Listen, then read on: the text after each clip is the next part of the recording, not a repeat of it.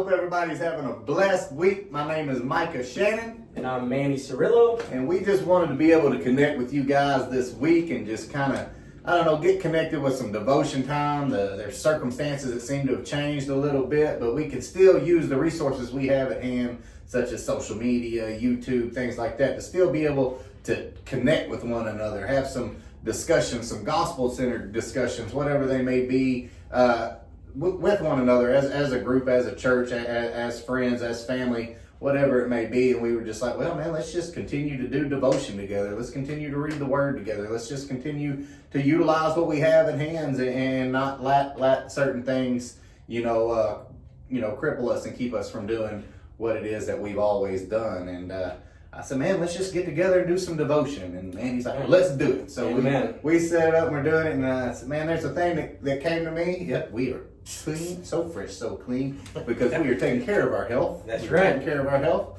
And that's what we got to do. We got to be proactive in that, and we got to be proactive in taking care of our faith. And I heard something today. The guy said, man, y'all need to get out of y'all's feelings and get into your faith.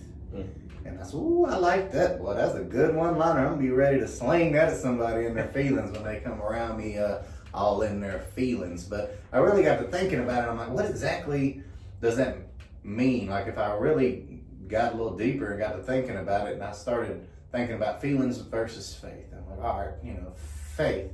Hebrews 11 says that faith is a substance of things hoped for and the evidence of things that are not seen.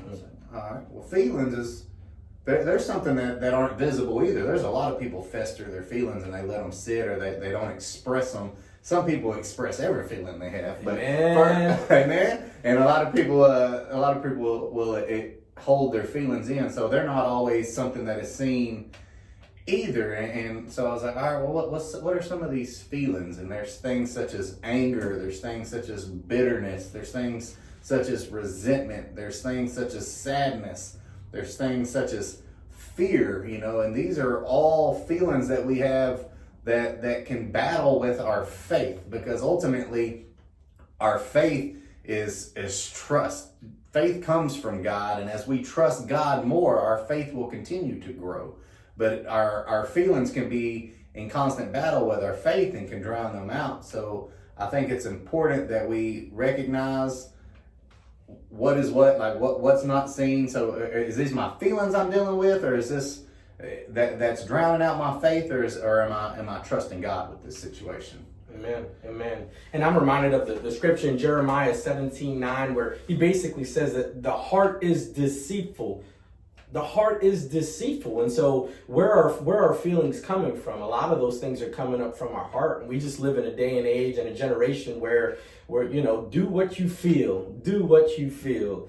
God's honest truth, if we did what we feel and with respect to what Jeremiah says in 17:9, then doing what you feel is going to lead you into trouble. But just knowing, just like Micah said, knowing where our faith is, knowing where our faith lies, how do we turn to God before we make brash decisions, before we decide on how we're going to handle the guy that cut us off, or the person that was rude at the Walmart pickup line, or whatever the case may be. We're constantly in a battle between our faith and our flesh, between our thoughts and what God is telling us to do in comparison to potentially what our heart is telling us to do. Yeah, man, that's a real deal, because I know my feelings, that they've got it all in the way of my faith. I've been on fire for God, and the next thing you know, somebody made me mad and I got it festered up, and then I'm not really walking in faith. My faith is not visible all of a sudden. I look more like a guy that's angry, not like a guy that's kind of living a life that God's called me to live. There's times that I'm sad, or I've been sad, or I've been stressed out, or just in fear. Like right now, I'm just scared to go anywhere. I'm scared to be around anyone. But at the end of the day, we need to be trusting God. I believe 100%. That's where our faith will drown out those fears. We can trust God, still be cautious, don't be reckless. We're not to test God by being 100% reckless and saying, God got me on this. You still need to be cautious, but have faith that God's going to take care of you, take care of your family, and see you through. And just don't allow these feelings such as anger and resentment and bitterness and sadness and your insecurities and all these things drown out the trust that you have in God, and allow him to continue to build your faith. Amen. And that's why we got to stay proactive in our faith. Now more than ever, we got to stay proactive in our faith. We need to be the type of people that take back the dinner table. When was the last time we sat with our family and said, guess what? No, you're not eating in your room. No, we're not eating in front of Netflix. We're all going to sit together. We're going to have a meal together. We're going to pray together. And how about devotionals with your spouse, with your kids, with your family? Taking back those pockets of time where you say, hey, we're not going to go to bed before we spend 5 to 10 minutes together in his word. This is our opportunity to build up the faith of the people that God has entrusted us with. And then even as a church, we should be encouraged. We should be able to utilize social media and the technology that God has blessed us with to share the gospel message of Jesus Christ. Truth be told, through social media, through the power of YouTube, we will far outreach whatever our seating capacity is in any church. And so this is where you come in. How do you do that? Chime in, give your thoughts on the scriptures we're talking about. What is God telling you in reference to faith in comparison to some of your feelings? How do you handle conflict?